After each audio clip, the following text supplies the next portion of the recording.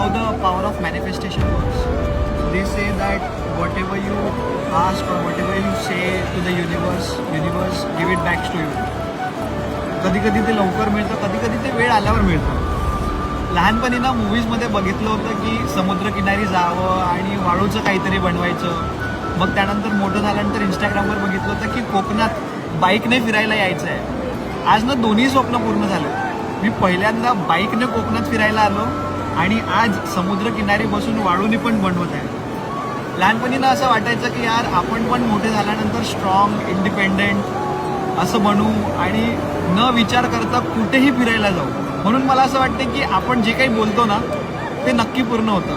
फक्त एवढंच आहे की आपल्याला ते सतत म्हणत राहायचं आहे आणि जे आपण बोलतो ना त्याच्यासाठी मेहनत करायची.